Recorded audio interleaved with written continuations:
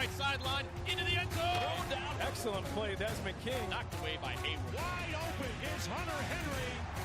Trubisky goes down. It's another sack for Joey Bosa. Jump, caught, Keenan Allen. You know what time it is. Run past Keenan Allen, wide open to the end zone, leap. Throws it out the side, and the hit is made by number 33. Kicked off, Michael Davis. Here comes Ingram, has him, drops him. Shakes the tackle. That's a first down. Broken up. Stop when they damn broke and knock their out. Understand what I'm saying? Chargers bring some heat. Has time over the middle, and it's picked up. Throwing right for the end zone. Henry caught, and Fournette is wrapped up. Hayward. Caught up the field. Eckler into the end zone. Touchdown. Chargers win. Chargers win.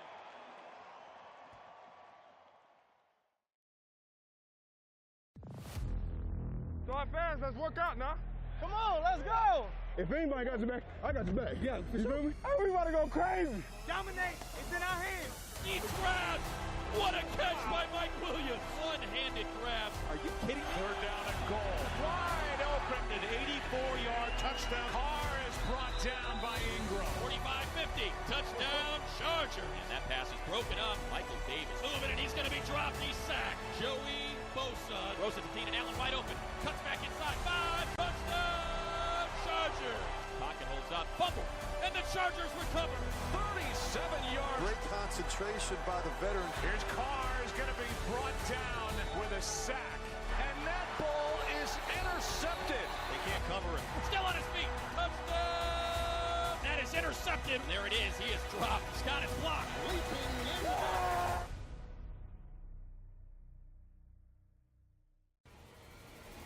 Eckler right sideline. Into the end zone. Down. Excellent play, Desmond King. Knocked away by Hayward. Wide open is Hunter Henry. Trubisky goes down. It's another sack for Joey Bosa. Jump, caught, Keenan Allen. You know what time it is. Run past Keenan Allen, wide open to the end zone, leap. Throws it out the side, and the hit is made by number 33. Kicked off, Michael Davis. Here comes Ingram, has him, drops him. Shakes the tackle. That's a first down. Broken up. Stop when they damn broke and knock their out. Understand what I'm saying? Chargers bring some heat. Has time over the middle, and it's picked up.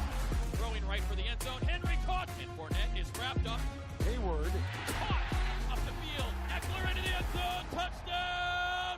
Chargers win. Chargers win.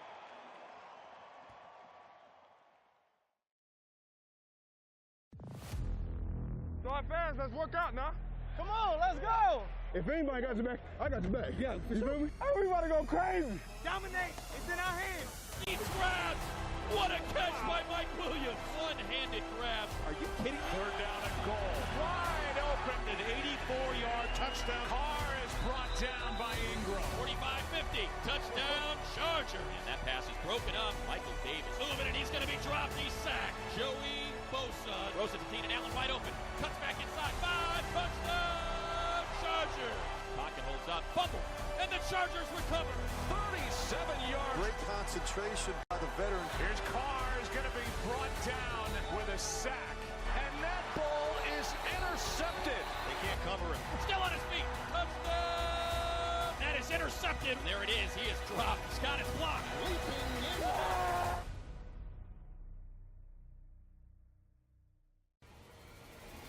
Eckler right sideline. Into the end zone. Down. Excellent play, Desmond King. Knocked away by Hayward. Wide open is Hunter Henry.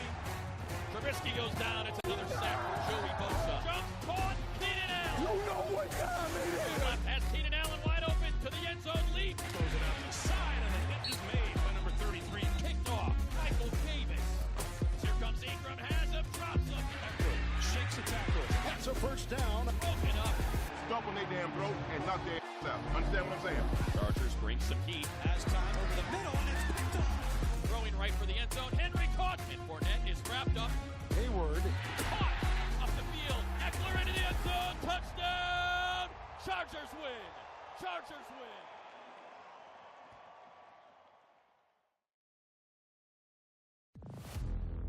So our fans, let's work out now. Come on, let's go. If anybody got your back, I got your back. Yeah, you feel me? Everybody go crazy. Dominate. It's in our hands. Deep grab. What a catch by Mike Williams. One-handed grab. Are you kidding? Third down and goal. Wide open, an 84-yard touchdown. Carr is brought down by Ingram. 45-50, touchdown, Charger. And that pass is broken up. Michael Davis moving, and he's going to be dropped. He's sacked. Joey Bosa throws it to Keenan, Allen wide open. Cuts back inside. 5, touchdown, Charger. Pocket holds up, fumble, and the Chargers recover. 37 yards. Great concentration by the veteran. Here's Carr is going to be brought down with a sack. And that ball is intercepted. They can't cover it.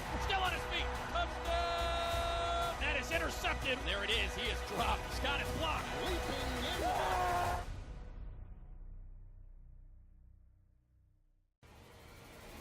Eckler right sideline into the end zone. Down. Excellent play, Desmond King. Knocked away by Hayward. Wide open is Hunter Henry. Trubisky goes down. It's another sack for Joey Bosa. Jump, caught, Keenan Allen. You know what time it is. Pass Keenan Allen wide open to the end zone lead. Throws it out the side, and the hit is made by number 33. Kicked off. Michael Davis. Here comes Ingram. Has him. Drops him. Shakes the tackle. That's a first down. Broken up. Stomp on their damn throat and knock their out. Understand what I'm saying? Chargers bring some heat. Has time over the middle, and it's picked off. Throwing right for the end zone. Henry caught. And Fournette is wrapped up. Hayward. Caught. Up the field. Eckler into the end zone. Touchdown. Chargers win. Chargers win.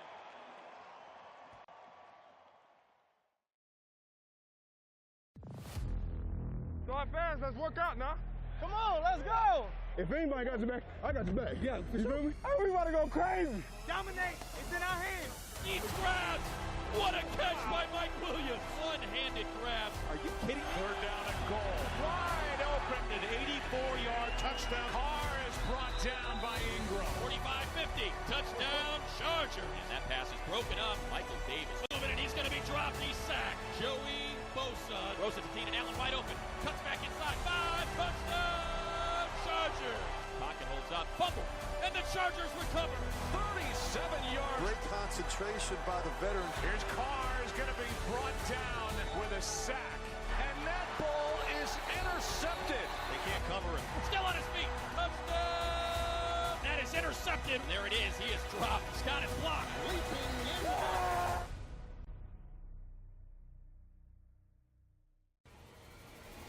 Eckler right sideline into the end zone. Down. Excellent play, Desmond King. Knocked away by Hayward. Wide open is Hunter Henry. Trubisky goes down. It's another sack for Joey Bosa. Jump, caught, Keenan Allen. You know what time it is. Pass Keenan Allen wide open.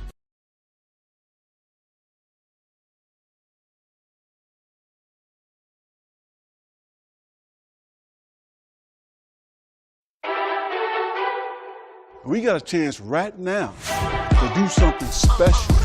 My time to shine. Yes, sir.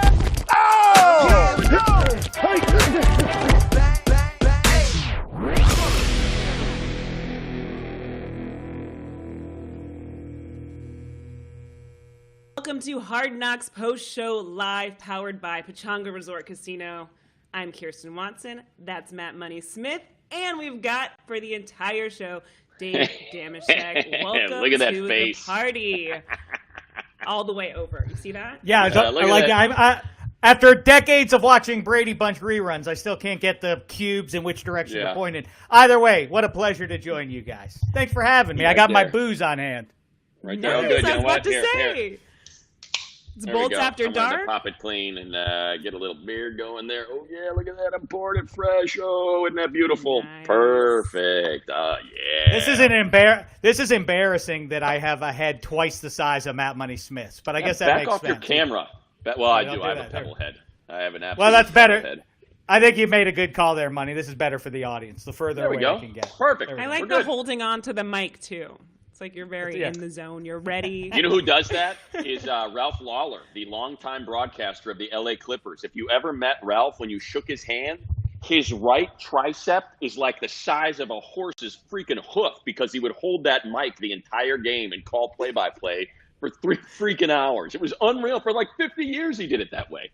It was the You excitement. think I'd have a You think Yeah. I'd have a bigger jaw since I never shut my mouth? You think I would have the same effect working for me? But anyhow, please. What a show today, huh? Yes, guys, tell me, give me your key takeaways of tonight's episode. So, Money, we'll start with you, and then Dave, you can follow up.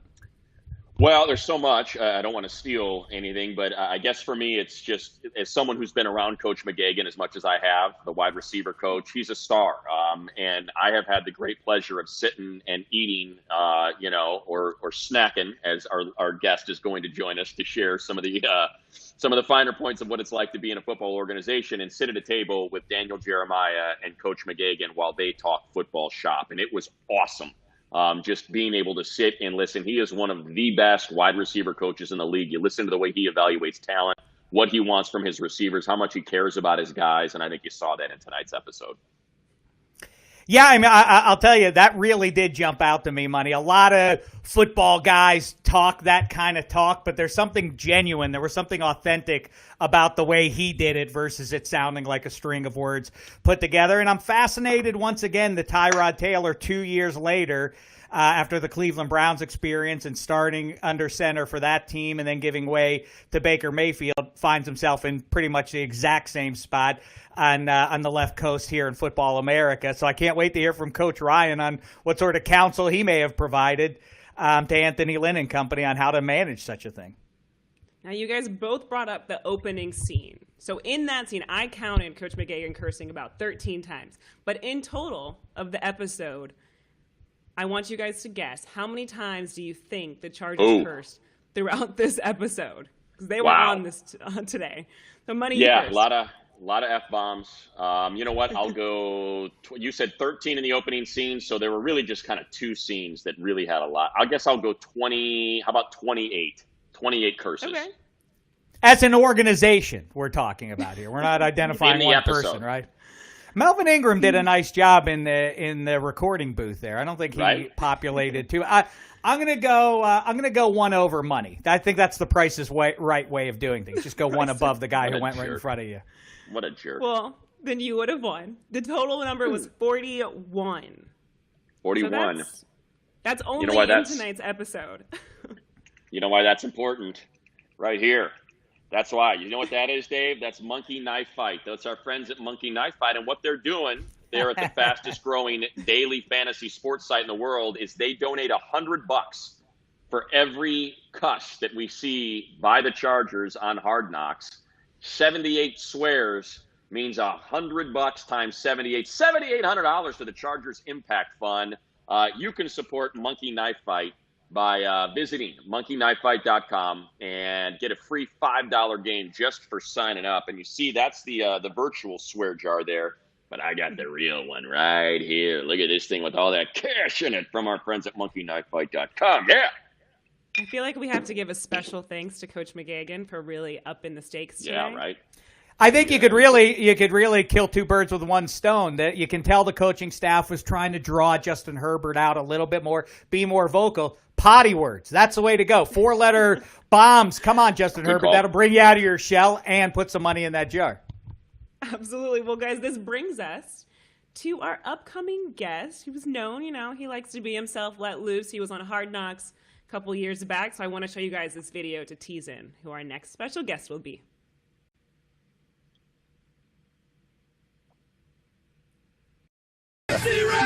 See that, man? I mean, that's when you know you're handsome. Next time you punch Sanchez in the face for that kind of pass. If some of those Skittles or something's missing, I don't know what happened. We know we're better than you. We don't give a if you know it or not. Hey, LC, I would have been all over your ass if I would have been against you on that play. We're going to give you our best game, and we're going to beat the out of you. How's that? Let's go to eat a damn snack.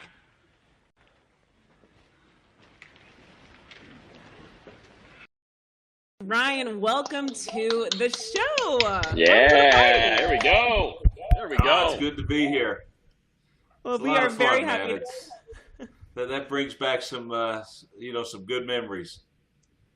We'd love to hear that. Now, I have to ask you, your son is on the Chargers now. You know Coach Lynn very well. What is it like watching, these guys that you know so personally on the show?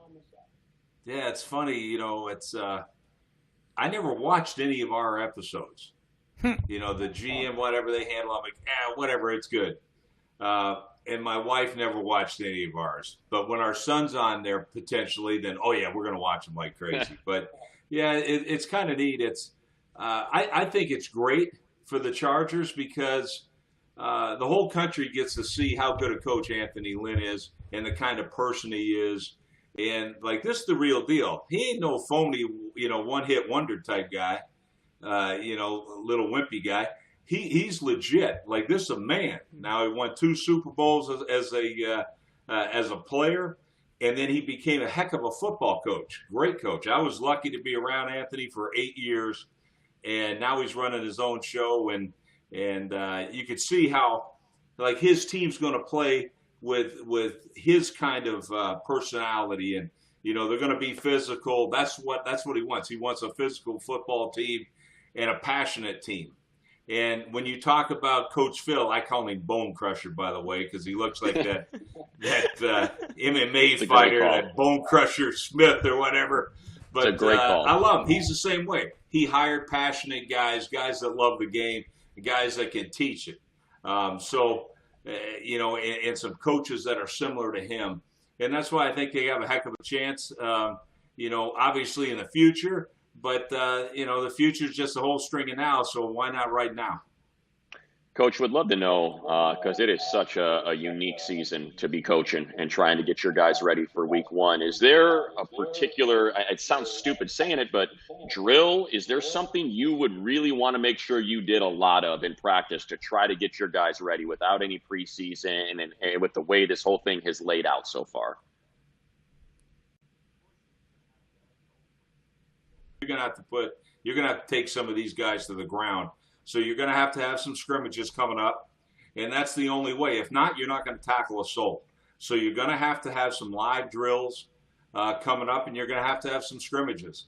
That's the only way to do it. You got to have your own, type of preseason games, and that's really the only way to get your guys ready to go for live contact. If not, you're going to be sadly disappointed.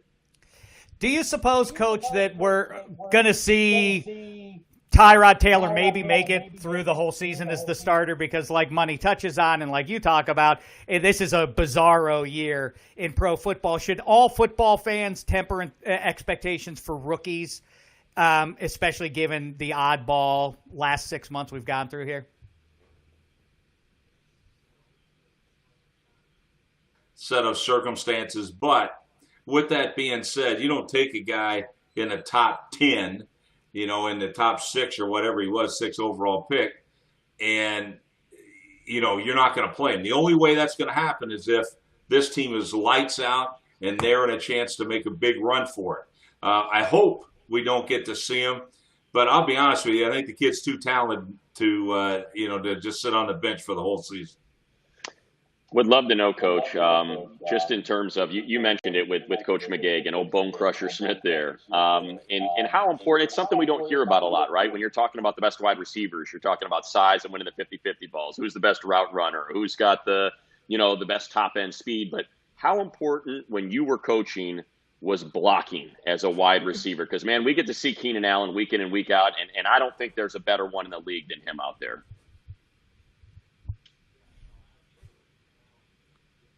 And it's funny, when we were with the Jets, I would always show playing like a Jet video to our guys.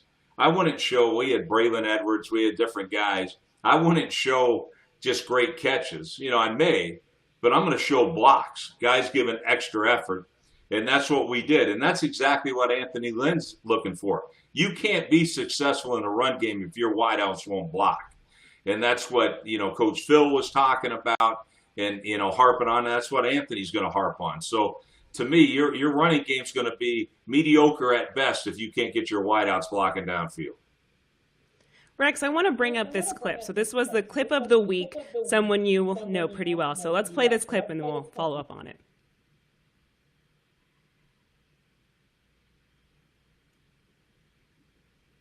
Come on, clip. Oh, maybe we'll bring up the clip. It doesn't look that good to me. Come on, clip. That clip. Come on. Am I going to have to finish this? Is this going to be the entertainment while we wait for the clip? But hey, that's the times right now. It might not be working perfect, but we got to overcome it. We'll be all right. We're going to try this one more time, all right? So we're going to bring up this clip. Let's try this toss again. Familiar faces. Let's toss to it. All right. okay? I worked as an intern in the personnel department at the Baltimore Ravens, okay? They had just come off Super Bowl, all right? One thing I noticed about that team was that the players held each other accountable. They set the standard every day. For sure. The Melvin Ingrams of that team, that was Ray Lewis, that was Sarah Gusa, that was Rod Woodson at the time. Those guys were the guys that kept the energy in practice. All the coaches had to do was teach and demand. Yeah, just all right? show the play. With Melvin Ingram, with Pouncey, with the guys that we have on this team, all right, if you take the energy that you have and the respect and the field credit that you have within this team and just lead them the right way, hold them accountable in everything that they do, in everything that we do, we got a chance to win it all. For sure. Because we got the talent. Yeah, I got you. You feel me? I promise I got you. So that's just, for me, I love everybody out here, but I ain't cutting no deals, man. Yeah, hell no. You know, I teach and demand. That's just who I am. Hell You know? Yeah. All right? For sure. I appreciate it. It's good to see you back out here. That's a great clip. It is, and Great you were a clip. part of that championship team, and you know what Pep is talking about. Do you agree with what he's saying to Melvin? Yeah, absolutely. But it was hard work. I think first off, it starts with a common goal. And when every coach, every player, everybody in that building is the same way and committed to the same thing, it's easy to get. And you're right, like, you know, and you saw it earlier, like, you know, when you heard Coach Phil talking about like basically losing sucks. Well, that's it. Like, we're in the win business, man. This is the, you know, this is the men's league. This ain't the kids' league. This ain't college football. This ain't something like that. We get paid to win, and that's what this thing's all about. And it's true. And accountability, you see it right here, and you see it in the Chargers. They don't have the positive tests. You know, that means those guys are doing the right things. You know, my kid got tested positive, about crushed him because he's like, bullshit, I know I'm doing the right things. And then it came back where it was a false negative, but you know, or a false positive. But to me, that's what it's all about, man. It's about being on the, you know, winning's got to be important. And that's the thing. All these guys come from different walks of life. There's first round picks, there's free agents, there's whatever, you know, all over the country. It doesn't matter. You know, married guys, we saw Chris Harris today with the 5 kids and all that. They're, you know, they're single guys or whatever. But they better have one thing in mind, and that's the win.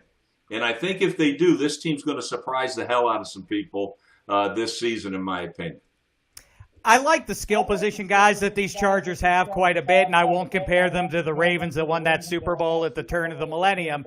But this defense, really, I don't want to get hyperbolic and crazy about it, but it is loaded, what this Chargers defense looks like. I mean, they got potential dominance at every spot out there. How do you sort of approach that as the coach when there's an unknown, I guess, at best at quarterback and what's going to happen there? How do you say to a defense week after week, we're going to lean on you to put another W on the board? How does that work in a locker room that's 50-50 in makeup?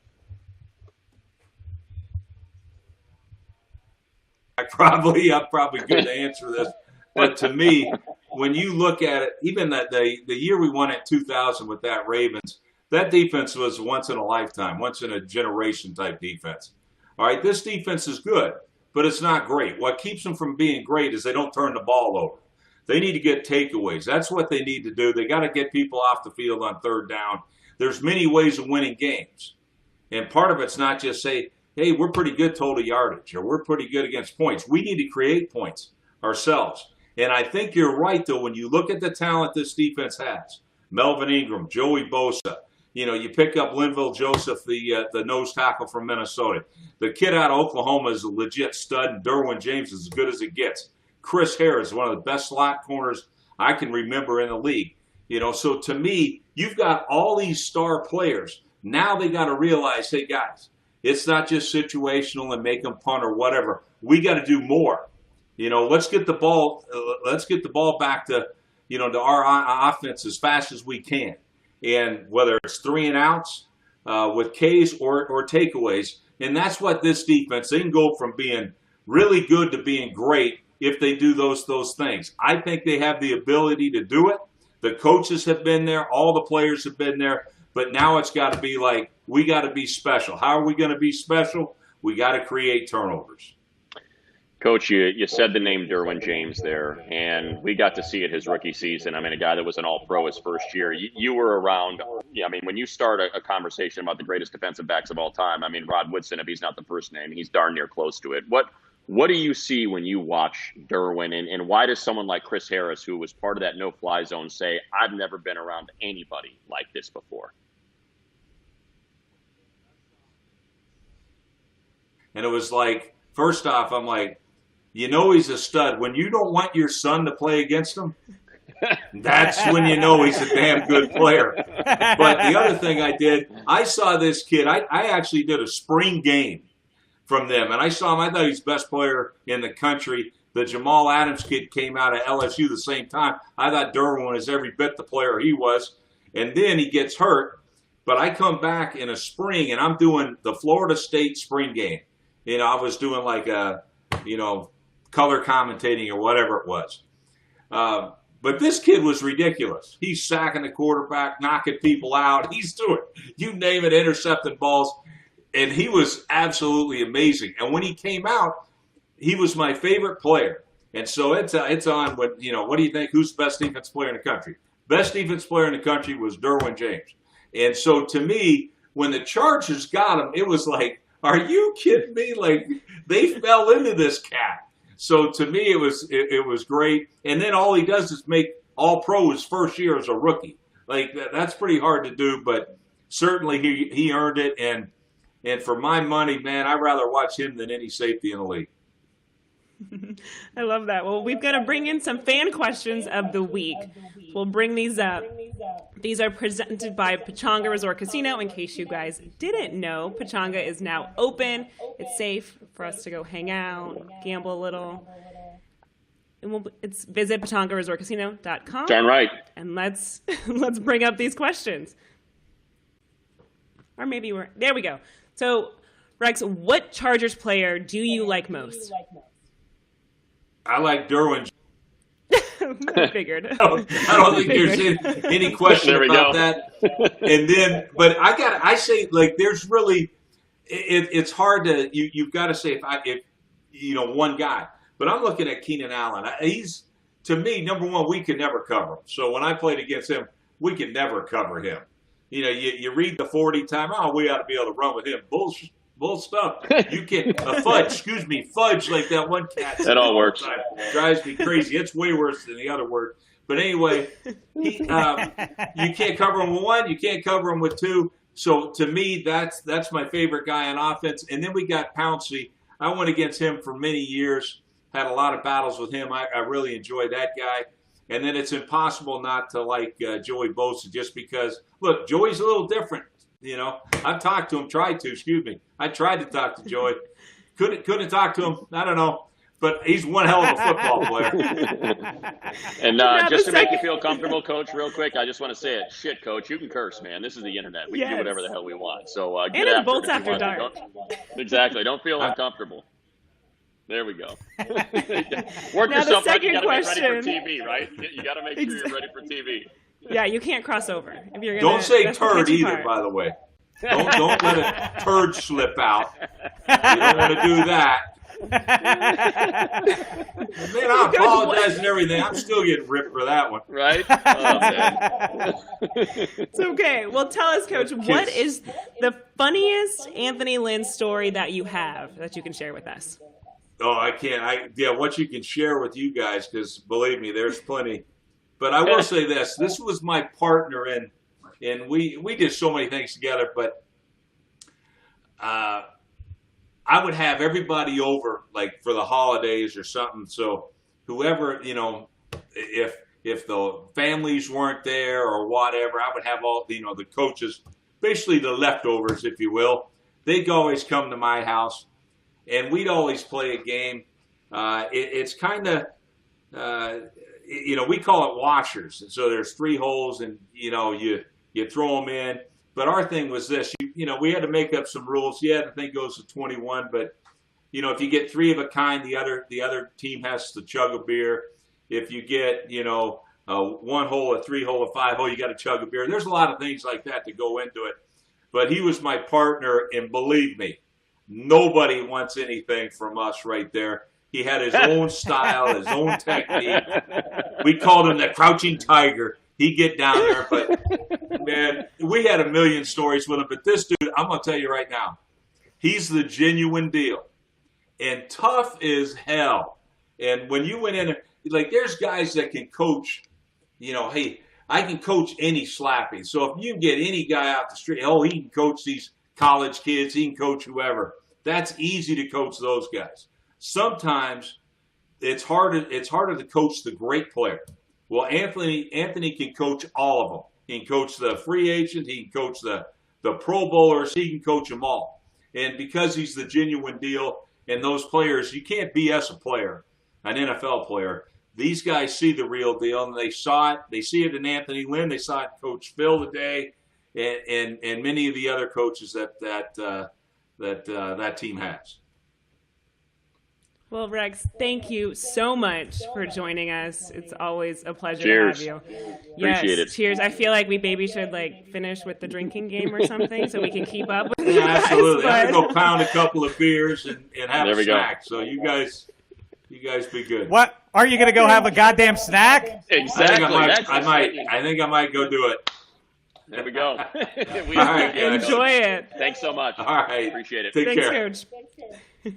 All right, guys. Well, let's get into it. We've now got the polling of the people presented by Monkey Knife Fight, so we can bring that up for us all. The question is, what is the top moment from episode 3? Was it the wide receivers meeting, Coach Lynn unblocking, Keenan Allen versus Chris Harris Jr.'s trash talk, or King Mel rapping? So you guys see it here.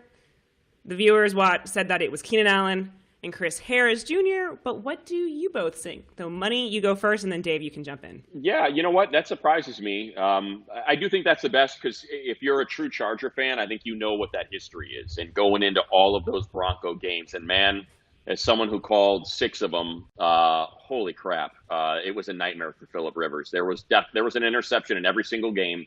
I believe there was actually all but one. There was 2 years ago, the game at home. They throttled the Broncos. But other than that, either Chris Harris, heck, I think Von Miller had a pick 6 against Rivers in one of those games. So it was just a nemesis. Understandable. I mean, it's one of the best defenses in the league, right? So to hear, Keenan, who, is out there fighting an individual battle to some degree, and Chris Harris is kind of talking in team concept, like, well, hey, listen, man, I won 8 of those 12, so I don't want to hear it. And Keenan's like, I was dominating you. So I think that was a lot of fun to see. Oh, yeah, these dudes really get after one another when they're out there on the field. Yeah, I mean, I love that stuff, the individual rivalry, the head-to-head stuff that those guys have, the trash talking. It is, I know you hear it ad nauseum, but it bears repeating what Money just said. Yes, these are superhuman, physical guys out there, but they also, to a man, are so crazy competitive. It's just... It doesn't make a difference. Whatever game Rex Ryan was just describing, I don't even know what was it called again? Triples or whatever? You can hear Washers, whatever the hell it's called. And the other thing that just emerged for me legitimately, and I'm not saying this because this is a Charger show, but boy, 2 teams in LA, it's clear which team has the more personalities on it. Between Melvin Ingram and Joey Bosa, who I do think has a low key, very good sense of humor. As a matter of fact, he's freaking hilarious. Yes, I agree. Mike Williams is a delight. It goes on and on. They really have, if nothing else, a great locker room. And I do think that of all the people you could talk to in football, Rex Ryan would probably vouch for the idea. So, stay focused on football. Don't talk about anything else. Rex Ryan probably would stand up for it. You want some personality every day in the locker room. That's what Rex is about, and that's what some of those Ravens guys were about that he coached, and same with the Jets teams. I have to ask you, Money, what are we pouring up now? I saw you add a little. You know what? I went to the double rye, so I don't want to show the brand. Show you exactly. Believe it or not, this is a double rye that is distilled in the state of. Anyone want to take a guess? What would be the most unlikely state to distill some of the best rye whiskey in America? The most unlikely state. Guesses? Florida? Guesses? No, come on. They're boozers down there in Florida. Kirsten, what do you got? But it's like moonshine, not whiskey. It's fair. I'm going totally fair. I'm going, well, they do like to live free or die up there, but I'm still going to go with New Hampshire. No. How about this? Utah. Some of the best. Oh, interesting. Where they just started boozing for the. I was doing a spring game, not to make it story time here, but I was doing the Utah spring game. It wasn't actually called the spring game; it was called the red and white game.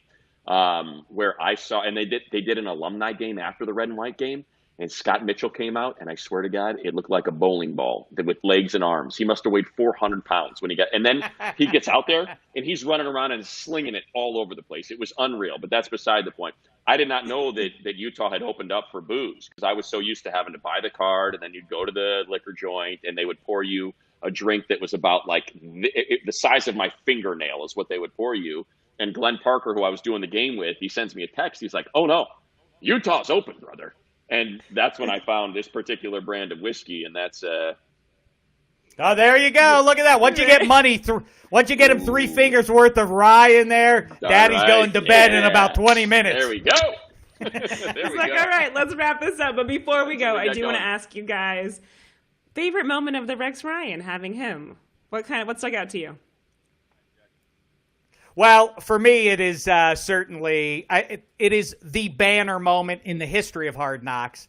The let's have a goddamn snack is the greatest. And I wish if I had one more question, it would have been for him. What was the snack? You know, like that was never covered really. What did they go and eat then? Was it an ice cream sandwich? That's going to be my guess. It would be something cold and refreshing after a long day's practice. I also would like to have asked Rex, after seeing Sean McVay lose his shirt for no good reason and go into the pool, does Rex Ryan regret not having done the same several years prior? I feel like the snack was a bag of chips. I don't know why. I just feel like it's a bag of chips. I want to point this out because in the media, before I started doing Charger play-by-play, I was doing, kind of like National Game of the Week. So I traveled from stadium to stadium doing whatever. A game in Detroit one week, a game in Green Bay the next, Tampa the next. You get the point. Detroit, God bless them at Ford Field. They are not interested. They are more than happy to be judged. They don't have some sort of soft serve. There isn't like a specially made homemade churro or bananas Foster or something for you to snack on. They have a freezer for the media to slide open, and it is all of those good humor products. It's the ice cream sandwich. It's the strawberry shortcake. It's the Choco Taco. And I mean, the media at halftime just descends like a moth on light, and they just get through there and get their ice cream snack. Speaking to your what was the snack question there, Shaq, and there were not only the regular ice cream sandwich, but how about this? I'll pose this to both of you.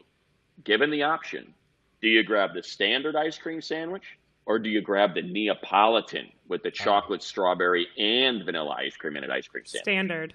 Standard. I'm going with the standard, but I don't like to jive you guys, and I wouldn't go with an ice cream sandwich if there was an Italian ice in there or a creamsicle.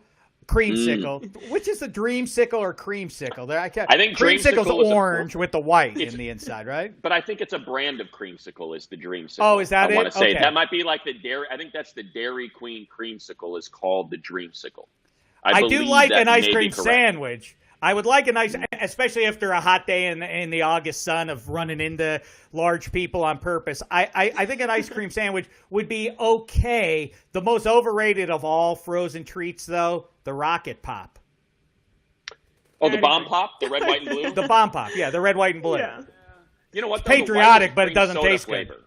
It's and here's the other problem with while we're on Kirsten, you're not going to be able to say goodbye. Now we're rolling. The problem with the ice cream sandwich is if you don't hold the wrapper properly, you get the sandwich to come off on your fingers, and the next thing you know, you're scraping the sandwich part, and you feel like an animal. Mm-hmm. People are looking at you and they're judging you because you're scraping that sandwich part off of your fingers, right? Yeah, right. I have nothing to add to that. That was fine analysis. There we go. You guys, you know what? It's time for dessert. I actually have ice cream bars in my fridge. So, guys, same place, same time, next time. Dave, thank you for joining us. Matt, awesome. Thanks for having me. We're always here. Go visit it in Whiting, Indiana. We will catch you guys next time. Oh, we're supposed to finish. Damn it.